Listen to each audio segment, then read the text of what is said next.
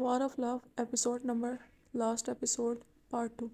اب جزیرے پہ کہیں یہاں خطرہ وغیرہ تو نہیں، میں اس موسم میں کبھی باہر نہیں جاتی ہوں۔ اور اب وہ پریشانی سے ارد گرد دیکھتی کہنے لگی تھی۔ ڈینیز نے اس کی آواز میں خوف سے کپکپاہٹ محسوس کی تھی، تبھی وہ مسکرا اٹھا۔ بے شک وہ جتنی مضبوط ویمپائر بن جاتی مگر حرکتیں پھر بھی بچوں والی تھی۔ کچھ نہیں ہوتا، ٹھیک ہو جائے گا، تم کھانا ختم کرو، ڈینیز نے لاپرواہی سے کہا تھا، مگر تبھی بادل زور سے گرجا تھا۔ ہینڈی کی چیخ نکل گئی۔ وہ بے ساختہ اس کی طرف متوجہ ہوا تھا۔ لال ڈریس میں سفید رنگت چمک رہی تھی اور اس کی نیلی آنکھیں خوف کھا رہی تھیں۔ کالے بال پشت پہ بکھرے ہوئے تھے جبکہ گلابی ہونٹ اضطرابی انداز میں بیچ رہے تھے، اور کچھ ہی دیر میں بارش زوروں شوروں سے ہونے لگی تھی۔ ڈینیز نے جلدی سے اٹھ کر کاٹیج پہ لکڑی کے راڈ ڈال دیے تھے۔ وہ اب بارش سے محفوظ تھے، مگر گرج و چمک سے بہتے پانی نے کاٹیج کے گرد گھیرا جما لیا تھا۔ ڈینیز نے جگہ کو اونچا کر رکھا تھا، اس لیے وہ محفوظ ہو گئے، مگر ہینڈی کو اس کے چہرے کے زاویے بگڑتے معلوم ہو رہے تھے۔ کیا ہوا ہے؟ اب تو سب ٹھیک ہے، پھر پریشان کیوں ہو؟ اس کی دلچسپی پہ ڈینیز نے لب دبائے تھے، پھر بے ساختہ بول اٹھا تھا۔ اصل میں واپس جانے کا سوچ رہا ہوں، لیکن موسم مزید خراب ہو رہا ہے۔ وہ ارد گرد دیکھتا مایوسی سے بولا تھا۔ ہینڈی کی دلچسپی اب جھنجھلاہٹ میں بدلی تھی۔ وہ کیوں بار بار یہاں سے چلا جاتا تھا؟ اور دوسری بات، وہ جاتا کہاں تھا؟ اس کے ارادے مشکوک لگے تھے۔ اب بھی ہینڈی کو اس کی دھڑکن تیز ہوتی محسوس ہو رہی تھی، جیسے وہ اضطراب و بے چین ہو۔ ڈینیز نے ایک نظر برستی برسات کو دیکھا تھا اور پھر ہینڈی کو دیکھا، جو مشکوک نگاہوں سے اسے دیکھ رہی تھی، جبکہ دونوں ہاتھ اپنے گرد لپیٹے ہوئے تھے۔ شاید اسے سردی لگ رہی تھی۔ سمندر کی لہروں کی آواز بھی تیز سے تیز تر ہوتی جا رہی تھی۔ یہ لو، یہ پہن لو۔ وہ اس کی طرف اپنا گرے کوٹ بڑھا گیا تھا۔ ہینڈی نے خاموشی سے لیا اور پہننے لگی۔ وہ کچھ لمحے تک اس کی طرف دیکھتا رہا، بنا پلک جھپکائے، پھر کسی خیال سے پیچھا چھڑواتا اور جلدی سے اٹھ گیا۔ ہینڈی اس کی ہڑبڑاہٹ محسوس کر گئی تھی، مگر وجہ نہیں جان سکی۔ مجھے جانا ہوگا، وہ اس کی طرف دیکھے بغیر اضطرابی انداز میں بولا تھا۔ آواز بھاری ہو رہی تھی، جبکہ وجود میں بے چینی پھیل رہی تھی۔ اور پھر دیکھے بغیر وہ وہاں سے بھاگ نکلا تھا۔ ہینڈی کا ہاتھ ہوا میں معلق رہ گیا تھا، جو آج اسے روکنا چاہتا تھا، اس کی آنکھوں میں ہلکی سی نمی چھائی تھی۔ اتنا خراب موسم اور وہ اکیلی اور تنہا۔ شاید ڈینیز اب اسے بھلا چکا ہے، اور شاید وہ اب اس کا احساس نہیں کر رہا ہے۔ ویسے یہاں پہ کسی جنگلی جانور وغیرہ کا یا زہریلی چیز کا خطرہ نہیں تھا، مگر آج ہینڈی کو گرجتے بادلوں سے خوف محسوس ہوا تھا۔ طرح طرح کی سوچیں اس کے دماغ میں بھٹکنے لگی تھیں۔ تبھی بجلی زور سے کڑکی تو وہ گھبرا کر کشن پر گئی۔ اس کا دل تیز تیز دھڑکنے لگا۔ نیلی آنکھوں میں خوف جھلکا تھا، جبکہ گلابی گال سفید ہونے لگے تھے۔ آنسو بے ساختہ جھلک پڑے تھے۔ مجھے تو لگتا ہے کہ وہ کسی کو چھپائے ہوئے ہے۔ کیا میرے علاوہ بھی کوئی اور یہاں موجود ہے جس کے لیے وہ جلدی سے یہاں سے چلا جاتا ہے؟ وہ کشن باہوں میں سختی سے جکڑے ہلکی سی سکتی سوچ رہی تھی۔ آنکھوں سے آنسو بہہ رہے تھے۔ اس سے مخالف سے رقابت ہونے لگی۔ کہیں ڈینیز کسی اور کو پسند تو نہیں کرنے لگا، جو اسے اس کی پرواہ نہیں رہی اور یوں اکیلا چھوڑ گیا۔ مختلف سوچوں نے اسے ڈینیز کے خلاف کر دیا۔ تبھی وہ غصے سے اٹھی تھی۔ بارش زوروں شوروں سے برس رہی تھی۔ ہینڈی نے چند پل برستی بارش کو دیکھا تھا، پھر بنا پرواہ کیے کاٹیج سے نکلی تھی۔ آج اس بات سے پردہ اٹھانا ہی تھا کہ وہ کیا کرتا ہے اور کون سی نئی دوست ہے جس کی وجہ سے وہ اسے چھوڑ کر جانے کو تیار رہتا ہے۔ اف، وہ گہری گہری سانس لیتا اس سے دور بھاگ رہا تھا۔ اس سے پہلے کہ وہ ضبط کھو دیتا، وہ اس سے دور جانا چاہتا تھا۔ اس کے وجود پہ اپنی مہر لگانے کے بعد وہ مزید اس پہ دباؤ نہیں ڈالنا چاہتا تھا۔ تیز برستی بارش میں بجائے وہ کسی محفوظ مقام پہ جانے کے سمندر کنارے نکل آیا تھا۔ بارش تیز تھی اور سمندر کا ٹھاٹھے مارتا تیز پانی ارد گرد بہہ رہا تھا۔ کالی شرٹ اس کے وجود سے چپک کر اس کی ورزشی جسامت کو ظاہر کر رہی تھی۔ بارش کے قطرے سفید چہرے کو مزید پر رونق اور کشش عطا کر رہے تھے۔ وہ نہایت سردی کے باوجود خود کو گرمی کی تپش میں ڈھلتا محسوس کر رہا تھا، اور اب وہ مکمل پاگل ہو چکا تھا، جو اپنی شرٹ اتارتا سمندری لہروں کے سنگ سفر پر نکل گیا تھا۔ تیز سمندری طوفان کے خطرے کے باوجود اس نے اپنی روح کو اس خطرناک کام میں دھکیل دیا تھا۔ وہ بس اس حسین دلربا سے چھٹکارا حاصل کرنا چاہتا تھا، اس لیے وہ ہر اس کام میں مگن ہونا چاہتا تھا جس سے اس کو بھلا سکے۔ اس کا وجود بے ڈول سا سمندروں کی لہروں کی زد میں سفر کر رہا تھا، اور کچھ ہی دیر بعد اس کی سوچیں اب اس حسین شہزادی سے ہٹ چکی تھی۔ اب اسے اس خطرے میں مزہ آ رہا تھا۔ ہینڈی نے ہر ممکن جگہ پہ اس کی تلاش کی تھی۔ جسم سرد ہونے کے ساتھ کپکپانا شروع ہو چکا تھا، مگر دماغ صرف اس شخص کی تلاش میں تھا جو اتنی طوفانی رات میں بھی باہر نکل گیا تھا۔ کالا اندھیرا ہر طرف چھایا ہوا تھا اور اس کے کپڑے بری طرح بھیگ چکے تھے۔ وہ بھاگ کر اس شوریدہ ہواؤں کی طرف آئی تھی جہاں پہ اسے اس ظالم کی خوشبو محسوس ہوئی تھی۔ شاید وہ وہیں تھا، مگر اس کی نظر ان کالی لہروں میں اس کی تلاش کرنے سے ناکام رہی تھی۔ وہ ہاتھ کا چھجا بنائے اپنی آنکھوں کو کھول کر اسے ڈھونڈنے کی کوشش کر رہی تھی۔ اس کا دل تیزی سے دھڑک رہا تھا۔ تبھی بجلی کی زوردار گرج پہ وہ ایک دم چیخی تھی اور درخت کی لپیٹ میں لے گئی۔ اسے اب خوف آ رہا تھا۔ اتنی اندھیری رات اس نے پہلی دفعہ دیکھی تھی۔ جسم سردی سے سن ہونے لگا اور ڈینیز کا نام و نشان تک نہیں تھا۔ وہ ان لہروں کے مزے لوٹ رہا تھا۔ وہ اتنی دور نہیں گیا تھا، کنارے پہ ہی اس خطرناک بارش کو انجوائے کر رہا تھا۔ تبھی اسے نازک چیخ سنائی دی۔ اس کے چلتے ہاتھ پاؤں یکدم ساخت ہوئے تھے۔ وہ آواز جانی پہچانی تھی۔ ڈینیز جھٹ سے باہر آیا تھا۔ اس نے دوڑ کر ارد گرد دیکھا تھا۔ تبھی اسے درخت کے پاس کسی کا وجود گرا محسوس ہوا۔ ہینڈی وہ دیوانہ وار بھاگ کر اس تک پہنچا تھا جو مدھم سانسیں لے رہی تھی۔ آنکھیں بند تھیں۔ شاید موسمی اثرات نے اس پہ منفی اثر چھوڑا تھا۔ وہ سمجھ نہیں پایا کہ اتنی طوفانی بارش میں وہ یہاں کیا کرنے آئی تھی۔ وہ جلدی سے اسے اٹھائے وہاں سے بھاگ نکلا۔ اس کا رخ اپنے ٹھکانے کی طرف تھا جو زیادہ نزدیک پڑتا تھا۔ ہینڈی کا وجود اس کی باہوں میں تھا اور وہ ہوش سے بیگانہ تھی۔ اس کا وجود سردی سے کپ کپا رہا تھا جبکہ ہونٹ سوکھ چکے تھے۔ نیلی آنکھوں پہ سایہ افغان پلکیں جڑی ہوئی تھیں جبکہ کپڑے بھیگ چکے تھے۔ ڈینیز اس کی نازک حالت پہ بے چین ہوا تھا۔ کیا ضرورت تھی اسے اس سخت بارش میں باہر نکلنے کی؟ وہ اسے آہستہ سے ہلانے لگا۔ ہینڈی اٹھو۔ وہ آہستہ آہستہ اسے جھنجھوڑ رہا تھا۔ وہ شاید ڈر سے گھبرا گئی تھی۔ اب بھی اس کی پیشانی پہ لکیر پڑی تھی۔ آنکھیں مزید سختی سے بند ہوئی تھیں اور ہاتھ ڈینیز کے ہاتھ سختی سے جکڑ گئے تھے۔ آنکھیں کھولو، میں تمہارے پاس ہی ہوں، کیا تم ٹھیک ہو؟ وہ اسے کہنے لگا تھا مگر اس کی آنکھیں سختی سے بند ہو گئی تھی جبکہ وجود مزید کپ کپانے لگا۔ وہ اس کے نزدیک ہوئی تھی جبکہ چہرہ نفی میں حرکت کر رہا تھا۔ نہیں، ڈینیز کو اس کی حالت دیکھی نہیں گئی۔ تبھی وہ اسے اپنے قریب کر گیا تھا۔ اس کا ہاتھ ہینڈی کی پشت کو رگڑنے لگا تھا۔ تمہارے کپڑے گیلے ہیں، اٹھو چینج کر لو۔ وہ اسے دوبارہ سرگوشی بھرے انداز میں فکر مند سا بولا تھا مگر وہ پھر سے نفی میں سر ہلا گئی تھی۔ ڈینیز نے اس کے سختی سے بند ہونٹوں کو دیکھا اور آنکھوں کو دیکھا تھا۔ تم بیمار ہو جاؤ گی، بے شک ویمپائر ہو لیکن پھر بھی زمینی درجہ حرارت صحت خراب کر سکتا ہے۔ نہیں، اس کی باتوں کے جواب میں وہ پھر سے نفی میں سر ہلا گئی۔ ڈینیز نے بغور اس کی حرکت نوٹ کی تھی۔ وہ کب سے صرف نہیں نہیں کی رٹ لگا رہی تھی۔ اگر وہ اسی طرح پڑی رہی تو مزید بیمار پڑ جائے گی۔ ٹھیک ہے، اگر تم نے آنکھیں نہیں کھولیں تو پھر میں خود چینج کروا دوں گا۔ اب تمہاری مرضی ہے۔ وہ سرگوشی میں اس کے کان میں جھک کر دھمکی بھرے انداز میں تنبیہ کر گیا تھا۔ وہ خاموش تھی مگر اب جھٹ سے آنکھیں کھول گئی تھی۔ ہینڈی نے اس کے چہرے پہ سنجیدگی دیکھی تھی۔ وہ سیریس تھا۔ وہ جھٹ سے اس سے دور ہوئی تھی۔ آنکھوں میں غصہ درایا تھا جبکہ ننھی ناک لال ہوئی تھی۔ گزشتہ لمحات میں ذلیل ہونے کا سوچ کر ہی اس میں ہمت پیدا ہوئی تھی۔ وہ اس کو ہر جگہ تلاش کر کے آئی تھی، اب غصے میں آ چکی تھی۔ تم کدھر تھے اور کس کے ساتھ تھے؟ اتنی رات کو بھی اور اتنی تیز بارش میں بھی تمہیں سکون نہیں آیا؟ بتاؤ کہاں ہے وہ؟ اس کو دیکھتی گھور کر بولتی ارد گرد ڈھونڈنے لگی اور ڈینیز کے چہرے پہ ناسمجھ تاثرات ابھر آئے تھے۔ کون؟ کس کی بات کر رہی ہو اور کسے ڈھونڈ رہی ہو؟ وہ سمجھا نہیں تھا۔ ہینڈی کو اس کا معصومانہ انداز ذرا نہیں بھایا تھا۔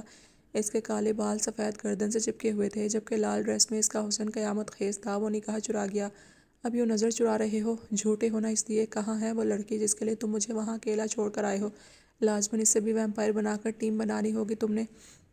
وہ ننھی ناک سکیڑ کر اسے دیکھتی بولی تھی جبکہ ڈینیز نے اس کے چھوٹے دماغ پہ داد دی تھی۔ کیا سوچ تھی اس کی؟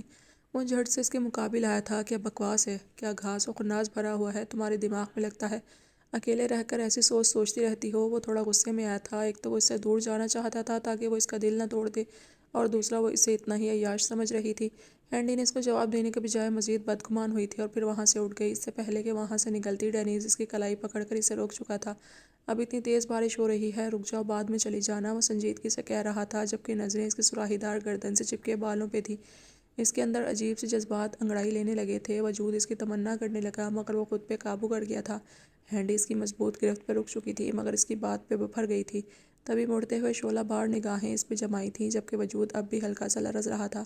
میں نہیں رکوں گی، میرا دل کرے گا جہاں مرضی جاؤں۔ تم کون ہوتے ہو مجھے مشورہ دینے والے؟ وہ دانت پیس کر بولی تھی۔ ڈینیز کو اس ضدی لڑکی پہ انتہائی غصہ آیا تھا۔ وہ بات تھوڑی تھوڑی سمجھ گیا تھا۔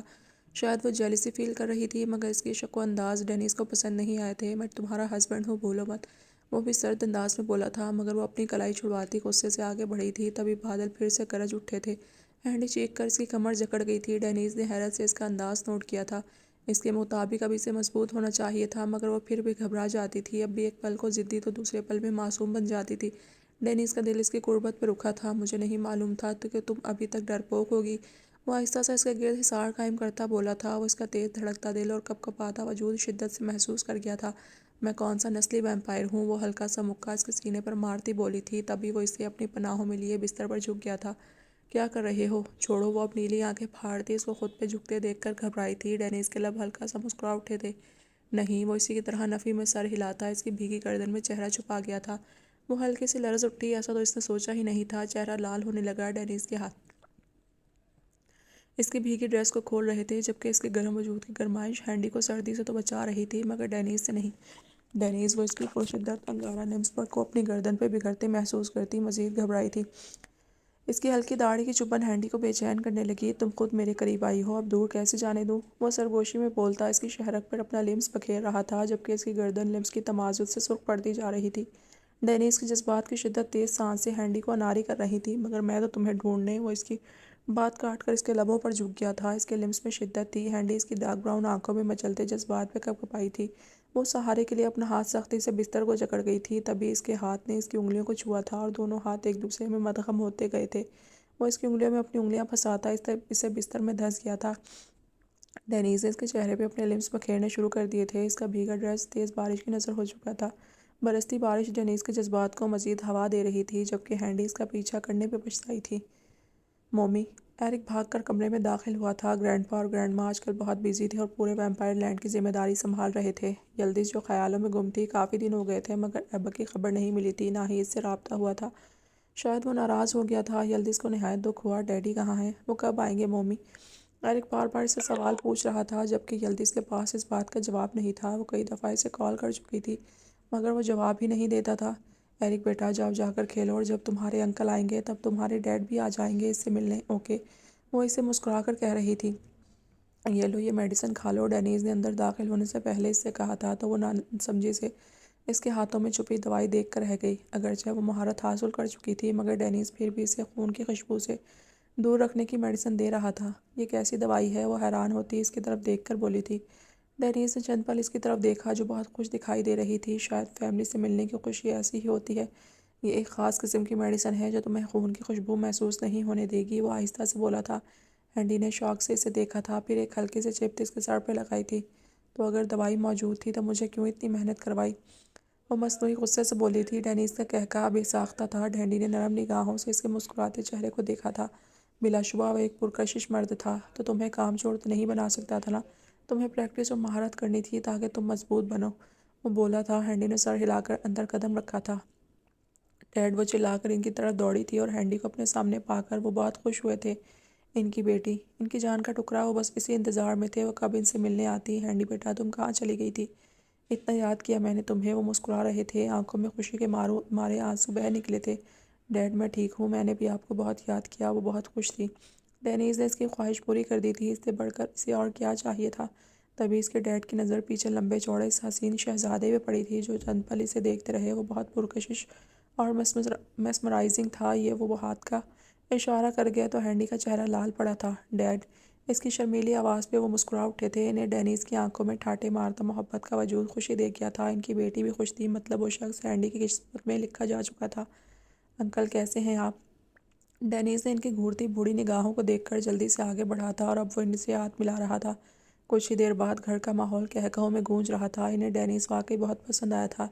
ہینڈی، مجھے لگتا ہے ڈینیز تمہارے لیے بہتر رہے گا۔ مجھے اس کی آنکھوں میں تمہارے لیے عزت و محبت مل گئی ہے۔ تمہاری پسند بہت اچھی ہے، وہ کچن میں آ کر اسے بتا رہے تھے۔ بے شک ڈینیز ہال میں بیٹھا ہوا تھا مگر وہ سبھی باتوں کو آسانی سے سن رہا تھا اور اس کے ہونٹ مسکرا رہے تھے۔ پھر وہ کچھ دن تک وہیں رکے تھے۔ ہینڈی کے ڈیڈ اپنے سامنے سے دلہن بنا دیکھنا چاہتے تھے اور ڈینیز نے ان کی خواہش پوری کر دی تھی۔ وہ دونوں بہت خوبصورت لگ رہے تھے اور ہینڈی کو ڈینیز کا اپنے ڈیڈ کے لیے احترام دیکھ کر مزید اس پہ پیار آیا تھا۔ وہ واقعی حسن اخلاق رکھتا تھا۔ لیزا اور جولی بھی اس سے ملنے آئی تھیں اور اب سادگی بھری شادی پہ ان کے کپل کو سراہ رہی تھیں۔ وہ بہت خوبصورت کپل لگ رہے تھے۔ ان کی کار سامنے کھڑی تھی اور وہ اپنے ڈیڈ سے مل رہی تھی۔ آنکھوں میں نمی تھی۔ وہ دوبارہ ان سے ملنے کا وعدہ کر کے کار میں بیٹھی تھی۔ سر، بہت ہینڈسم لگ رہے ہیں ہینڈی، تم نے ان کا دل کیسے چرا لیا؟ جولی کار میں جھانکتی سرگوشی بھری انداز میں بولی تھی۔ ارے کلاس میں بھی تو ان کی نگاہیں ہینڈی پر سے نہیں ہٹتی تھیں۔ مجھے تو پہلے ہی شک تھا انہوں نے ضرور شادی کر لینی ہے۔ لیزا کی گوہر افشانی پہ ہینڈی مسکرائی تھی۔ اس کے لال ہونٹوں پہ لگی لپسٹک بھی بہت دلکش لگ رہی تھی۔ بیٹا، بے شک میری بیٹی نے بچپن میں میرا بہت ساتھ دیا ہے، ہمیشہ میری ہیلپ کی ہے، کبھی تکلیف نہیں دی، اور میں تم سے بھی یہی امید کرتا ہوں کہ اسے ہمیشہ خوشیاں دینا۔ وہ کالے تھری پیس میں کھڑا ان کی ہدایت سن رہا تھا۔ وہ ان کو بھرپور توجہ سے دیکھ رہا تھا۔ انکل، آپ فکر مت کریں، ہینڈی کو تکلیف دینے سے پہلے مجھے تکلیف آئے، میں اسے کبھی مشکل میں نہیں دیکھ سکتا، وہ مسکراتے ہوئے کہہ رہا تھا۔ ان کا دل مطمئن ہو گیا تھا۔ وہ دونوں کار میں بیٹھ گئے تھے۔ ہینڈی نے اپنے ڈیڈ کو تادیر دیکھا تھا۔ وہ جانتی تھی شاید اب وہ جلد ملاقات نہ کر سکے، مگر اس نے ڈینیز کا ساتھ نبھانا تھا ہمیشہ کے لیے، کیونکہ وہ اس کے خوابوں کا شہزادہ تھا۔ اور اب حقیقت کی منزل۔ مجھے نہیں معلوم تھا کہ تم دلہن کے ڈریس میں اتنی حسین لگو گی۔ وہ گاڑی ڈرائیو کرتا بول رہا تھا، چہرہ سب کچھ پا لینے کی گواہی دے رہا تھا۔ پتلے لبوں سے مسکراہٹ جدا نہیں ہو رہی تھی۔ ہینڈی اس کی بات پہ ہلکی سی ہنسی تھی۔ اس کے سفید دانت چمکے تھے۔ ڈینیز نے بھرپور نگاہ اپنے بائیں جانب ڈالی تھی۔ سفید حور جیسے ڈریس میں وہ واقعی زمین پہ اتری پری لگ رہی تھی۔ ان کا رخ اب ویمپائر لینڈ کی جانب تھا۔ بلا شبہ وہ اپنے ڈیڈ کو اپنا ویمپائرس بننا نہ بتا سکی تھی، مگر وہ انہیں تکلیف میں نہیں دیکھنا چاہتی تھی۔ کیا تم نے مجھے معاف کر دیا ہے؟ میں تمہیں مزید کوئی تکلیف نہیں دینا چاہتا ہینڈی، وہ پورے جذب سے بول رہا تھا، آنکھیں سڑک پہ، جبکہ لہجہ بھرپور شدت لیے ہوئے تھا۔ ہینڈی نے اطمینان سے اس کی طرف نگاہ اٹھائی تھی۔ بلا شبہ وہ اس سے انتہائی غصہ تھی، مگر وہ اس سے محبت کرتی تھی اور اس سے جدا ہونے کا سوچ نہیں سکتی تھی۔ ڈینیز کی سچی محبت نے اسے سر جھکانے پہ مجبور کر دیا تھا۔ وہ رفتہ سے کھسک کر اس کے نزدیک آئی تھی اور اپنا سر آرام سے اس کے کاندھے پہ رکھ دیا تھا۔ آنکھیں پرسکون انداز میں بند تھیں۔ محبوب سے بھی کیسی ناراضگی، تم تو دل کی دھڑکن ہو، وہ آہستہ آواز میں بولی تھی۔ اس کی محبت کی خوشبو نے ڈینیز کو معطر کر دیا تھا۔ وہ ہلکا سا مسکرایا تھا۔ تبھی گاڑی جھٹکے سے رکی تھی۔ ڈینیز کی ڈارک براؤن آنکھوں میں تحیر سمٹ آیا۔ ہینڈی جھٹکے سے سر بلند کرتی سامنے دیکھنے لگی تھی۔ کالے لباس میں ملبوس آدمیوں نے انہیں گھیرے میں لے رکھا تھا۔ ڈینیز، وہ تشویش بھرے لہجے میں بولتی جھٹ سے اس کی طرف مڑی تھی۔ نیلی آنکھوں میں خوف جھلکا تھا۔ ڈینیز نے لب سختی سے بھینچ دیے تھے۔ وہ مزید کسی کو نقصان نہیں پہنچانا چاہتا تھا، مگر یہ انسان انہیں چھوڑ نہیں رہے تھے۔ کوئی پاگلوں کی طرح ہنسا تھا۔ دونوں نے مڑ کر دیکھا تھا۔ سمر، ہینڈی کے لب بے ساختہ ہلے تھے اور ڈینیز کے ماتھے پہ بل پڑے۔ اس کہانی کا خاتمہ تو میں کر ہی نہیں سکا، لگتا ہے اب مجھے کچھ کرنا ہی پڑے گا۔ وہ غصے میں آیا تھا اور ہینڈی نے گھبرا کر اس کی تیش میں سرخ ہوتی آنکھوں کو دیکھا تھا۔ نہیں ڈینیز، تم باہر نہیں نکلو گے۔ گاڑی ریورس کرو، وہ کپکپاہٹ سے بھرپور لہجے میں بولی تھی۔ وہ اسے کھو نہیں سکتی تھی۔ تم مجھے بزدل سمجھ رہی ہو؟ میں واپس نہیں جاؤں گا۔ وہ اس کو غصے سے دیکھتا جھٹ سے باہر نکلا تھا، اور اس سے پہلے کہ ہینڈی بھی اس کے پیچھے نکلتی وہ لاک لگا چکا تھا۔ ڈینیز، وہ چیخیں تھی، شادی شدہ کپل کو بہت بہت مبارک ہو میری طرف سے۔ سمر چلتی ہوئی ان کے سامنے آئی تھی۔ شاید اسے خبر مل گئی تھی کہ ہینڈی اور ڈینیز واپس آ چکے تھے، اس لیے وہ وہاں کا سفر طے کر کے آئی تھی۔ سمر، میرے راستے میں دوبارہ آ کر تم نے اچھا نہیں کیا، ڈینیز نے چبا چبا کر کہا تھا۔ سمر نے بھرپور نگاہ اس کے مسمرائزنگ سراپے پہ ڈالی تھی، پھر قہر بھری نگاہوں سے ہینڈی کو گاڑی میں دیکھا تھا۔ ڈینیز، تم نے میرے پیار میں کیا کمی پائی تھی جو اب اس چڑیل کے پیچھے پھر سے پڑ گئے؟ وہ چلا کر ہینڈی کو خونخوار نگاہوں سے دیکھ رہی تھی۔ اپنی بکواس بند کرو، ڈینیز دھاڑ اٹھا تھا۔ ہینڈی تو اس کی اصلیت جان کر ہی حیران تھی۔ اسے سمجھ آ چکی تھی وہ کیوں اسے ڈینیز کے خلاف بھڑکا کر اسے دور کر گئی تھی۔ وہ آہستہ سے چلتا ہوا ان کی طرف بڑھا تھا۔ بلیک سوٹ میں ملبوس آدمی بھی پیچھے ہٹے تھے۔ ڈینیز کے چہرے پہ سختی چھائی ہوئی تھی اور کشادہ کندھے مضبوطی سے دشمن کا سامنا کرنے کو تیار تھے۔ سمر کی آنکھوں میں نفرت جھلکی تھی۔ وہ آخری بار آزمانا چاہتی تھی، ڈینیز یا اس کا یا پھر کسی کا بھی نہیں۔ ڈینیز، ابھی بھی وقت ہے، میرے ہو جاؤ ورنہ۔ وہ شرر باز نگاہوں سے پاگلوں کی طرح اسے دیکھ رہی تھی۔ ڈینیز کو اس کی ذہنی حالت خراب لگی تھی۔ تم نے میرے اور ہینڈی کے بیچ فاصلے پیدا کیے اور میرے 2 سال برباد کیے۔ ہینڈی تمہاری وجہ سے مجھ سے دور ہوئی، مگر اب میں ایسا کوئی بھی کام تمہیں نہیں کرنے دوں گا۔ آج یہ قصہ ختم ہو کر رہے گا۔ وہ دھاڑ اٹھا تھا۔ زمین کانپی تھی۔ آدمیوں کی ریڑھ کی ہڈی میں خوف کی لہر اٹھی تھی۔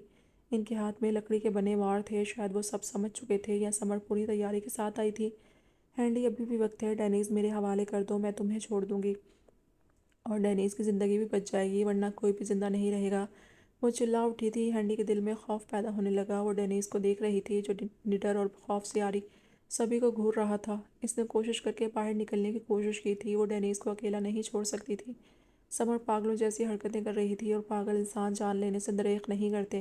اس سے پہلے کہ وہ سنبھلتی، ڈینیز ان پہ پل پڑا تھا۔ وہ خوف سے اسے دیکھ رہی تھی جو مہارت سے سب کو مات دے رہا تھا۔ سمر کی آنکھوں میں بے بسی جھلکی تھی، مطلب اس نے اب بھی ہینڈی کو ہی چنا تھا۔ وہ غصے میں آ چکی تھی۔ کوئی بھی زندہ نہیں بچنا چاہیے، وہ چلائی تھی۔ ڈینیز کو صرف ہینڈی کی پرواہ تھی، تبھی وہ سب کو مار رہا تھا، لیکن لکڑی کے وار جس جگہ پہ لگتے تھے اسے زخمی کر گئے تھے، جس جگہ پہ لگتے تھے یہ خاص لکڑی ویمپائر کے لیے ہی تیار کی گئی تھی۔ کچھ ہی دیر بعد سب آدمی زمین پہ بکھرے ہوئے تھے۔ تبھی سمر کی آنکھوں میں خطرناک بجلی چمکی تھی۔ وہ تیزی سے تیر نکالتی ہینڈی کے دل کا نشانہ باندھ گئی تھی۔ وہ اسے مارنا چاہتی تھی۔ وہ افسوس کر رہی تھی کہ وہ اسے زندہ ہی کیوں بھگا گئی تھی۔ اسی وقت اسے مروا دیتی تو یوں ڈینیز اس کو نہ چنتا، مگر وہ نہیں جانتی تھی ڈینیز نے صرف ہینڈی سے ہی عشق کیا تھا اور اسے صرف ہینڈی کا عشق ہی قبول تھا۔ وہ کسی اور کو اس کی جگہ نہیں دیکھ سکتا تھا۔ وہ زخمی ہو چکا تھا۔ تبھی اسے کمان سے نکلتا تیر دکھائی دیا تھا۔ وہ ہینڈی کو باہر نہیں نکال رہا تھا۔ سمر سے کوئی توقع نہیں تھی، مگر یوں ہینڈی کی طرف بڑھتا تیر دیکھ کر اس کی براؤن آنکھوں میں پہلی دفعہ خوف چھایا تھا۔ تبھی وہ تیزی سے راستے میں حائل ہوا۔ ہینڈی دور سے ہی چیخی تھی۔ تبھی وہ شیشہ توڑتی باہر سے لاک کھول کر ڈینیز کی طرف بھاگی تھی، جو دل کے مقام میں لگے تیر لگتے ہی زمین پہ گر چکا تھا۔ اس کا وجود بے جان ہو رہا تھا۔ نہیں، ہینڈی کی آنکھوں میں آنسو بہنے لگے تھے۔ بے ساختہ وہ تیزی سے اس کی طرف بڑھی تھی۔ سمر نے ساختہ آنکھوں سے اپنے سامنے اسے ہینڈی کی گود میں گرتے دیکھا تھا۔ وہ اس کا سر اپنی گود میں رکھتی رو رہی تھی۔ ابھی تو چند دن پہلے اس نے اسے دل سے قبول کیا تھا، اب وہ یوں اسے دغا کیسے دے سکتا تھا؟ سمر پاگلوں کی طرح بالوں کو کھینچتی زمین پہ بیٹھ گئی تھی۔ شاید اس کو یہ صدمہ برداشت نہیں ہوا تھا۔ وہ اپنے ہاتھوں سے ہی اپنی محبت کھو گئی تھی۔ پہلے ثاقب کو اپنے ہاتھ سے گنوا دیا تھا اور اب ڈینیز کو یوں دیکھ کر وہ ساخت ہو چکی تھی۔ کوئی اس کی شکل سے پہچان نہیں پا رہا تھا کہ یہ دنیا کی فیمس ماڈل ہے۔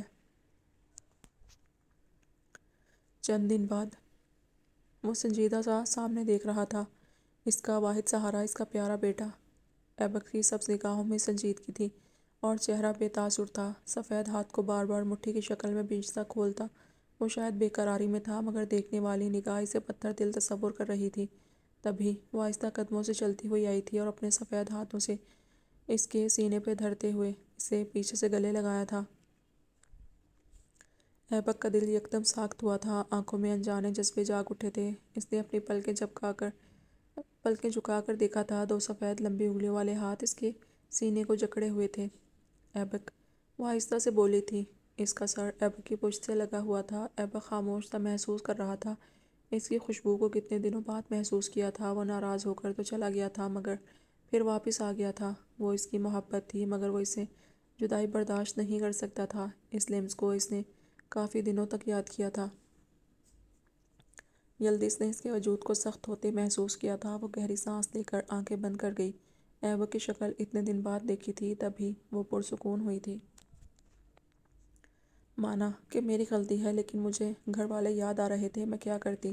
اور آپ بھی چھوڑ گئے، پھر آپ بھی یاد آئے۔ وہ اس کی سرگوشی پہ ایبک نے لب بھینچ کر خود پہ ضبط کیا تھا اور سامنے ایرک کو دیکھا تھا، جو اب کھیلتے کھیلتے دور نکل گیا تھا۔ ایبک جلدی سے مڑا اور اب اس کا چہرہ ایبک کے دونوں ہاتھوں میں تھا۔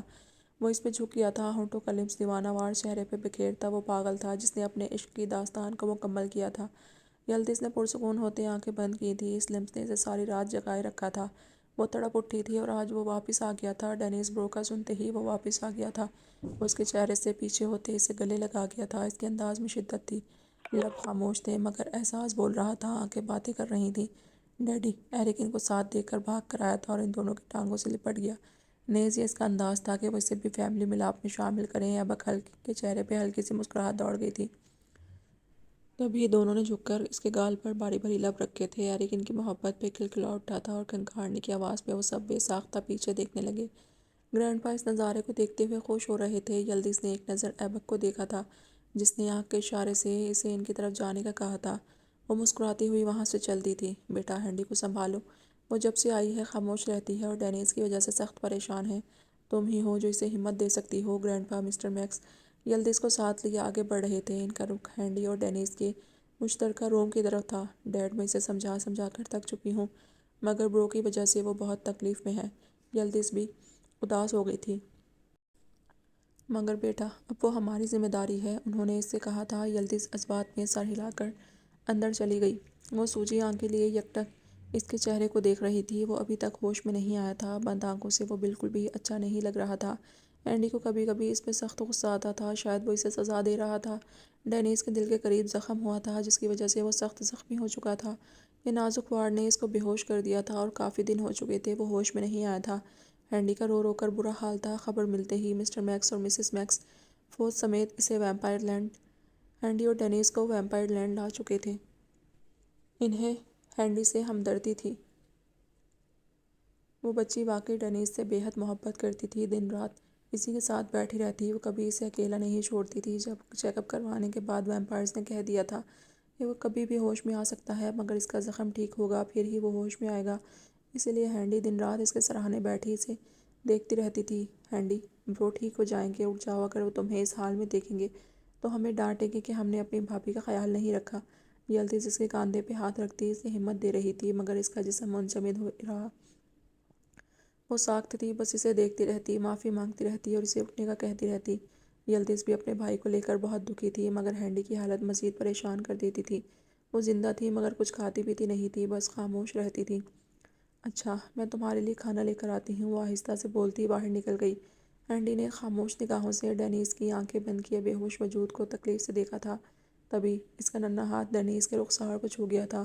وہ اسے ہلکا سا چھو رہی تھی۔ کہتے ہیں چیز کھو جانے کے بعد ہی اس کی اہمیت کا احساس ہوتا ہے۔ ہینڈی کو اب ڈینیس کی اہمیت اپنی زندگی میں اچھی طرح معلوم ہو چکی تھی۔ وہ بہت دل برداشتہ تھی اور ڈر 24 گھنٹے اس کے سر پہ سوار رہتا، کہیں وہ اس سے خفا ہو کر روٹھ نہ جائے، چھین نہ لیا جائے۔ میں تمہارا انتظار کر رہی ہوں، تم کب تک لوٹو گی ڈینیس، وہ سرگوشی میں بولتی اس پہ جھکی تھی۔ چہرہ 1 انچ کی دوری پہ تھا، اس کے آنسو ڈینیس کی پلکوں کو بھگو رہے تھے۔ وہ آہستہ آہستہ اس کے قریب ہوتی گئی، اتنی کہ اس کی پلکیں ڈینیس کی مڑی ہوئی پلکوں سے الجھنے لگیں۔ وہ آہستہ سے اس کے لبوں پہ جھکی تھی اور کچھ دیر بعد پیچھے ہٹی تھی۔ I love you, miss you, please اٹھ جاؤ۔ وہ اب سارے قطار ہچکیاں بھر رہی تھی، رو رہی تھی۔ تبھی وہ وہاں سے جھٹ سے اٹھی تھی، اس سے پہلے کہ وہ باہر قدم رکھتی۔ اس کی کلائی نرمی سے جکڑی جا چکی تھی۔ ہینڈی کی آنکھوں میں بے یقینی اتری تھی، دل دھڑک اٹھا تھا۔ وہ نرم گرم لبز اس خاص شخص کا تھا جس نے اسے بے پناہ محبت کی تھی۔ مجھے نہیں معلوم تھا کہ میرا اتنا حسین استقبال ہوگا، وہ بھاری آواز میں سرگوشی کر رہا تھا۔ ہینڈی جھٹ سے پلٹی تھی اور بے یقین نگاہوں سے اسے دیکھنے لگی۔ اس کے چہرے پہ ہلکی سی تکلیف تھی، مگر وہ مطمئن تھا۔ اسے متوجہ دیکھ کر ہلکا سا مسکرایا تھا۔ ڈینیز، وہ خوشی سے چیختے اس کے گلے لگی تھی تو وہ اچانک کرا اٹھا، تکلیف وجود میں بکھری تھی۔ ہینڈی خوف سے بے ساختہ پیچھے ہٹی، اس کی پلکیں بھیگ گئی تھیں جبکہ آنکھوں میں شرمندگی تھی۔ تم ٹھیک ہو گئے؟ سو سوری، تمہیں درد ہو رہا ہے، وہ اٹکتی ہوئی بولی تھی، زبان ساتھ نہیں دے رہی تھی اور وجود بے پناہ خوشی محسوس کر رہا تھا۔ آخرکار وہ اتنے دنوں بعد ہوش میں آ چکا تھا۔ برو، تبھی دونوں کی محویت یلدز کی آواز پر ٹوٹی تھی۔ پھر کچھ ہی دیر بعد ساری فیملی اس کے سر پہ کھڑی تھی، سارے خوشی محسوس کر رہے تھے۔ ہینڈی کو یقین نہیں آیا اس کی دعا اتنی جلدی قبول ہوگی۔ ہماری بہو نے تو رو رو کر برا حال کر لیا تھا ڈینیس، تم اسے اتنا تنگ کیوں کرتے ہو؟ مسز میکس بیٹے کو خوش دیکھ کر خود بھی مطمئن تھی، ویسے بھی وہ اس کو حواسوں میں لوٹتا دیکھ کر شکر منا گئی تھی، ورنہ وہ بھی ان دنوں کافی پریشان تھی۔ ہینڈی سر جھکا گئی تھی، اس کا چہرہ سرخ ہوا تھا۔ اور کیسی ہو ڈینیس؟ ایبک بھی سر پہ کھڑا اس سے پوچھ رہا تھا۔ ڈینیس مسکرا کر اسے جواب دے رہا تھا۔ کچھ دیر بعد سبھی روم سے نکل گئے تھے۔ مجھے مام کہہ رہی تھی کہ تمہیں تنگ کیا ہے، جبکہ سب سے زیادہ تو تم تنگ کرتی ہو مجھے، وہ آہستہ سے بول رہا تھا۔ ہینڈی نے روٹھی نگاہوں سے اسے گھورا تھا۔ اور تمہیں معلوم ہے میں کتنی پریشان ہو گئی تھی، تم نے مجھے خوفزدہ کر دیا تھا، کہیں تم مجھے چھوڑ ہی نہ جاتے، وہ اس کے پاس بیٹھی بے بسی سے بولی تھی۔ نیلی آنکھوں میں نمی چھائی تھی۔ ڈینیس کو خود کو عزیز لگنا بہت پسند آیا تھا۔ تو کیا تمہیں واقعی میری پرواہ تھی؟ وہ بولا تھا، اس کی آنکھوں میں شرارت تھی اور وہ چمک رہی تھیں۔ ڈینیس، وہ ناراضگی سے گویا ہوئی، تبھی وہ سنجیدہ ہوا تھا اور اس کا ہاتھ ہینڈی کے رخسار کو چھو گیا۔ وہ ہلکا سا اس کی آنکھ کا کونا انگوٹھے سے چھو رہا تھا۔ ڈارک براؤن آنکھیں گہرائی سے نیلی آنکھوں میں سما رہی تھیں۔ میں ان نیلے نینوں کی کشش سے کیسے چھٹکارا پا سکتا تھا؟ مجھے ان نیلی وادیوں میں سفر کے لیے واپس آنا ہی تھا، وہ شدت عشق سے بول رہا تھا، لہجہ جذبوں کی خمازی کر رہا تھا۔ ہینڈی کی آنکھوں میں شرم کی لالی بکھری تھی، پنکھڑی جیسے گلابی لب مسکراہٹ میں ڈھلے تھے، رخسار تپ اٹھے تھے۔ ویسے تمہارے ویلکم کرنے کا انداز بہت پسند آیا، کیا دوبارہ تم اقرار کر سکتی ہو؟ میں جاگتی آنکھوں سے دیکھنا چاہتا ہوں۔ وہ سرگوشی کر رہا تھا، اسے حصار میں لے رہا تھا، اس پہ جھک رہا تھا۔ ہینڈی کو خود کا معتبر ہونا بہت اچھا لگا تھا۔ تم بہت اچھے ہو اور سب سے بڑی بات تم میرے ہو۔ وہ اس کے لبوں پہ جھک گئی تھی اور ایک نئی محبت کی وادی ان کی منتظر تھی۔